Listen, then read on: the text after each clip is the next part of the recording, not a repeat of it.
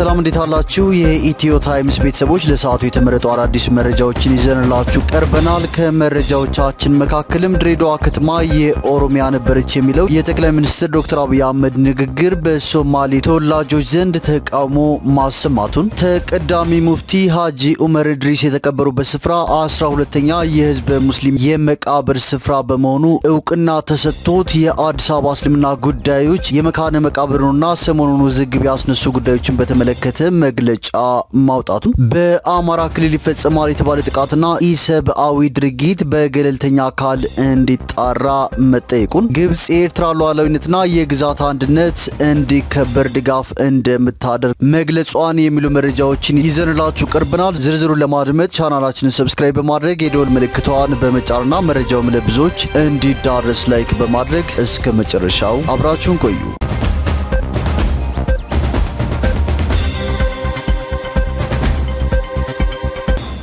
ወደ መጀመሪያው መረጃችን ስናልፍ ድሬዳዋ ከተማ የኦሮሚያ ነበረች የሚለው የጠቅላይ ሚኒስትር ዶክተር አብይ አህመድ ንግግር በሶማሌ ተወላጆች ዘንድ ተቃውሞ አስነስቷል። ጠቅላይ ሚኒስትር ዶክተር አብይ አህመድ በሕዝብ ተወካዮች ምክር ቤት ፊት ድሬዳዋ ከተማ የኦሮሚያ ነበረች ማለታቸውን ተከትሎ ንግግራቸው በሶማሌ ማህበረሰብና ልሂቃን ዘንድ ከፍተኛ ቁጣንና ተቃውሞን አስከትሏል። ጠቅላይ ሚኒስትሩ ድሬዳዋ ከተማ የኦሮሚያ ነበረች የሚል ንግግር ያደረጉት ባሳለፍነው ማክሰኞ በተካሄደው 6ኛው የሕዝብ ተወካዮች ምክር ቤት 5ኛ ዓመት የስራ ዘመን ሁለተኛ መደበኛ ጉባኤ ላይ ነው። የጠቅላይ ሚኒስትሩን ንግግር ተከትሎ የሶማሌ ፖለቲከኞች፣ ምሁራንና የሚዲያ ባለሙያዎች ቁጣቸውን እየገለጹ እንደሚገኙ በሶማሊኛ ቋንቋ ዘገባዎች ከሚያሰራጩ የሚዲያ ተቋማት የሚወጡ መረጃዎች ያሳያሉ ሲል ዞብል ፖስት ዘግቧል። ከትናንት በስቲያ በሕዝብ ተወካዮች ምክር ቤት ማብራሪያ ከተሰጡባቸው አጀንዳዎች መካከል አጨቃጫቂ የድንበርና ወሰን ጉዳዮች አንደኛው ሲሆን ጠቅላይ ሚኒስትሩ ድሬዳዋ ከተማ ከኢህአዴግ በፊት የኦሮሚያ አካል ነበረች ሲሉ መደመጣቸው ይታወሳል።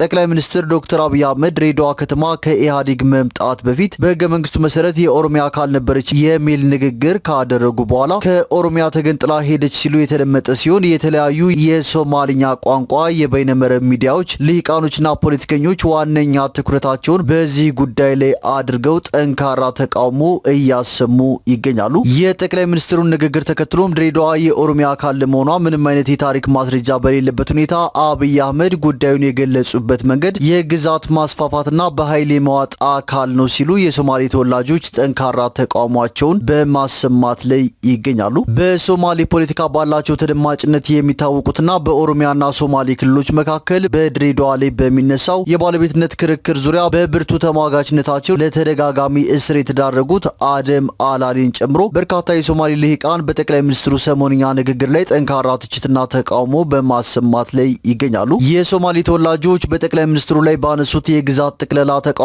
ድሬዳዋ ከዚህ ቀደም በየትኛውም ዘመን የኦሮሚያ አካል ሆና እንደማታውቅና ከኢህአዴግ በፊትም የኦሮሚያ ክልልን ጨምሮ በኢትዮጵያ ክልላዊ አወቃቀር እንዳልነበር የሚያሳዩ ታሪካዊ ዳራዎችን እየጠቀሱ በመሞገት ላይ ይገኛሉ። በሶማሊኛ ቋንቋ ከሚተላለፉ የሚዲያ አውታሮች የሚወጡ መረጃዎች እንደሚያሳዩት ድሬዳዋና አካባቢው በቀዳማዊ ኃይለ ሥላሴ የኢሳና ጉርጉራ አውራጃ፣ በደርግ መንግስት ጊዜ ደግሞ የኢሳና ጉርጉራ ራስ ገዝ ተብሎ ይተዳደር ነበር እንጂ በታሪክ በኦሮሞ አስተዳደር ስር ሆነው አያውቁም በማለት ተቃውሟቸውን በማሰማት ላይ ይገኛሉ። በሌላ በኩል የኦሮሞ ፖለቲከኞችና አመራሮች ድሬዳዋ ከተማና አካባቢው የኦሮሚያ አካል እንደሆነ በተለያዩ ጊዜያት ሲናገሩ የሚደመጥ ሲሆን ይህንን ተከትሎ በሁለቱ ማህበረሰቦች መካከል የግዛት ይገባኛል ውዝግቦች ምክንያት በከተማዋና አካባቢው ባሉ ቀበሌዎች ዛሬም ድረስ የቀጠሉ ውጥረቶችና ግጭቶች ሲከሰቱ ይስተዋላል። ከደርግ ውድቀት ማግስት በተዘረጋው የብሔር ፌዴራሊዝም አወቃቀር ምክንያት በሶማሌና ኦሮሚያ ክልሎች ብርቱ የግዛት ይገባኛል ክርክር የሚነሳባት የድሬዳዋ ከተማ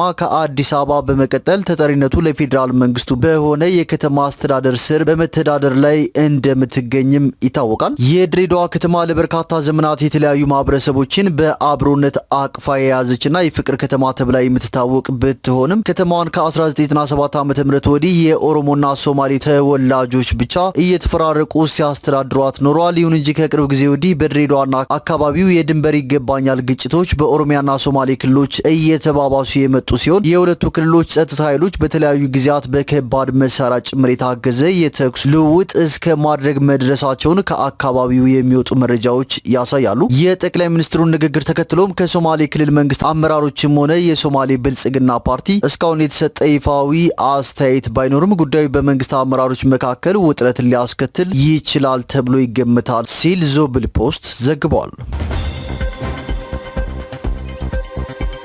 ወደ ቀጣዩ መረጃችን ስናልፍ ተቀዳሚ ሙፍቲ ሀጂ ኡመር ኢድሪስ የተቀበሩበት ስፍራ 12ኛ የህዝበ ሙስሊም የመቃብር ስፍራ በመሆን እውቅና ተሰጥቶታል። የአዲስ አበባ ከተማ እስልምና ጉዳዮች የመካነ መቃብሩና ሰሞኑን ውዝግብ ያስነሱ ጉዳዮችን አስመልክቶ መግለጫ አውጥቷል። ከአዲስ አበባ ከተማ እስልምና ጉዳዮች ከፍተኛ ምክር ቤት የተሰጠው መግለጫም እንደሚከተለው ይነበባል። የአባታችን የክብር ዶክተር ተቀዳሚ ሙፍቲ ሀጂ ኡመር ኢድሪስ ሞት በሁላችንም ዘንድ ከፍተኛ የሀዘን ድባብ ፈጥሮብን መቆየቱ ይታወቃል። ተቀዳሚ ሙፍቲ እስከ እልፈተ ህይወታቸው ድረስ በብዙ መልኩ ኢስላምንና ሙስሊሞችን ሲያገለግሉ የኖሩ አባት ነበሩ። በተለይ ለአዲስ አበባ ከተማ እስልምና ጉዳዮች ከፍተኛ ምክር ቤት ደግሞ ተቋሙን በመሪነት ከ10 ዓመታት በላይ የመሩና አሻራቸውን ያስቀመጡ መሪያችን እንደመሆናቸው ሀዘናችን ጥልቅ መሆኑን ከዚህ በፊት ባወጣናቸው ተከታታይ መግለጫዎች መግለጻችን ይታወሳል። አሁን በድጋሚ አላህ ምህረቱን እንዲለግሳቸውና ጀነተል ፊርደውስን ማረፊያቸው ያደርግላቸው ዘንድ አላህን እንማጸነዋለን። በማስከተልም ከሰሞኑ ከታዩ ሁነቶች ጋር በተያያዘ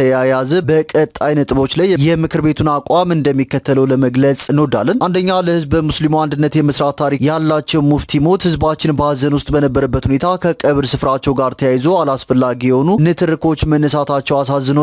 መሰል ውዝግቦች ስሜትና ቡድንተኝነት ሲታከልባቸው ሙፍቲ ሲሰለፉለት የነበረው አንድነትን ከማስጠበቅ በተቃራኒ ህዝባችንን ወደ አልሆነ ንትርክ፣ ጭቅጭቅና ክፍፍል የሚያመራ አደገኛ ነገር ነው። ሁለተኛ፣ ተቀዳሚ ሙፍቲ የተቀበሩበት ቦታ ከአዲስ አበባ ከተማ አስተዳደር በተጻፈ ደብዳቤ ከቅይጥ መኖሪያነት ወደ መካነ መቃብርነት የተቀየረ መሆኑን ለማረጋገጥ ችለናል። ስለሆነም ስፍራውን በአዲስ አበባ ውስጥ እንደሚገኙት የህዝበ ሙስሊሙ መካነ መቃብሮች በመቁጠር በ12ኛ መካነ መቃብርነት እውቅና ሰጥተነዋል። በመሆኑም የመቃብር ስፍራውም ተጨማሪ የማስፈሪያ ጥያቄ ለመንግስት ከማቅረባችን በተጨማሪ እንደ ሌሎቹ መካነ መቃብሮች ማንኛውም ሙስሊም ሲሞት የሚቀበርበት በመሆኑ ለመካነ መቃብሩ አስፈላጊውን ጥበቃ፣ ድጋፍና ክትትል በመጅሊሱ በኩል እንደሚደረግለትም ማሳወቅ እንወዳለን።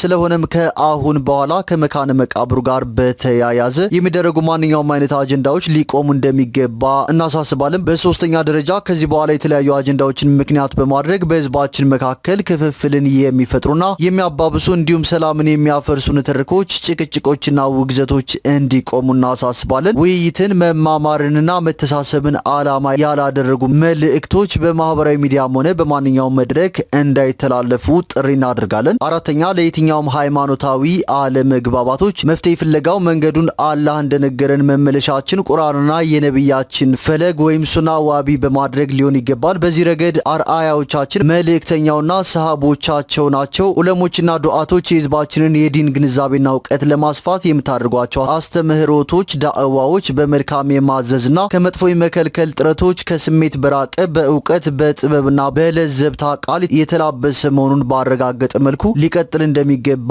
እናሳስባለን። አምስተኛ፣ አንዳንድ አካላት የተፈጠረውን ሁኔታ ሲጠብቁት እንደነበረ መልካም አጋጣሚ በማየት የራሳቸውን ድብቅ ፍላጎትና ዓላማን ለማሳካት ህዝቡን የሚያሳዝኑ ድርጊቶችንና ንግግሮችን በማድረግ የህዝባችንን ሀዘን አባብሰዋል። ምክር ቤቱ በምርጫ የተጣለበትን ታላቅ አደራ ለመወጣት በቁርጠኝነት የሚንቀሳቀስ ሲሆን በዚህ ረገድ ማንኛውንም የህዝባችንን አንድነትና ጥቅሞችን የሚጎዱ አካላትንና አካሄዶችን ፈጽሞ እንደማይታገስ በጥብቅ ለማሳሰብ እንወዳለን። በስድስተኛ ደረጃ በመጨረሻ በተከበረው አባታችን ህልፈት ከፍተኛ ሀዘን ላይ ከሚገኙት ቤተሰቦቻቸው ጋር በመነጋገር ተቀዳሚ ሙፍቲ ሀጂ ኡመር ኢድሪስ የሚዘከሩበትና መልካም ስራዎቻቸው ቀጣይነት እንዲኖራቸው የምናደርግበት ተቋም ጉዳይ ጥናት እየተደረገበት መሆኑን እየገለጽን ሙፍቲ ሀጂ ኡመርን ጨምሮ ህዝበ ሙስሊሙን በማስተማርና አንድነቱ የተጠበቀ እንዲሆን ጥረት ሲያደርጉ የነበሩና በሞት የተለዩንን እነ ሀጂ መሐመድ ሳኒ ሀቢብ፣ ሀጂ መሐመድ ራፊዕ፣ ሀጂ ዘይኑ ሙቅና ሀጂ ሙሳ ኪኪያና ሌሎችም ታላላቅ አሊሞቻችንና ዱዓቶቻችን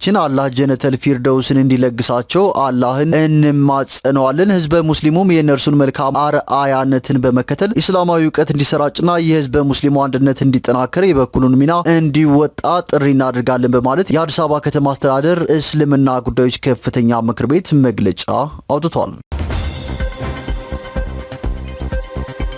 ወደ ቀጣዩ መረጃችን ስናልፍ ግብጽ ኤርትራ ሉዓላዊነትና የግዛት አንድነት እንዲከበር ድጋፍ እንደምታደርግ ገልጻለች። የግብጽ ፕሬዝዳንት አብዱል ፈታህ አልሲሲ የኤርትራን የግዛት አንድነትና ሉዓላዊነት እንዲከበር ካይሮ ሁሉን አቀፍ ድጋፍ ታደርጋለች ሲሉ ቃል ገብተዋል። ፕሬዝዳንቱ ይህንን ያሉት የኤርትራ አቻቸው ፕሬዝዳንት ኢሳያስ አፈወርቂን በካይሮ ተቀብለው ባነጋገሩበት ወቅት ነው። የኤርትራው ፕሬዝዳንት ኢሳያስ አፈወርቂ ለ5 ቀን የሚቆይ ጉብኝት ለማድረግ ካይሮ መግባታቸው አይዘነጋም። በዚህም የግብጽ ፕሬዝዳንት አብዱል ፈታህ አልሲሲ ከኤርትራ ቻቸው ጋር በካይሮ በተወያዩበት ሰዓት አገራቸው ለኤርትራ ሉዓላዊነትና የግዛት አንድነት እንደምትደግፍ አረጋግጠዋል። ግብጽ ከኤርትራ ጋር ባላት ስር የሰደደ ስትራቴጂካዊ ግንኙነት ትኮራለች ሲሉም አልሲሲ በውይይታቸው ተናግረዋል። በተለያዩ መስኮች በተለይም በኢኮኖሚና በኢንቨስትመንት ዘርፎች የሁለትዮሽ ትብብርን ለማጠናከር ያላቸውን ፍላጎትም አጽንኦት መስጠታቸውን አናዶሎ ዘግቧል። ፕሬዚዳንት ኢሳያስ አፈወርቂ በበኩላቸው ግብጽ በአፍሪካ ቀንድና በምስራቅ አፍሪካ ቀጠና መረጋጋትን በማጠናከርና የልማት ጥረቶችን ወደ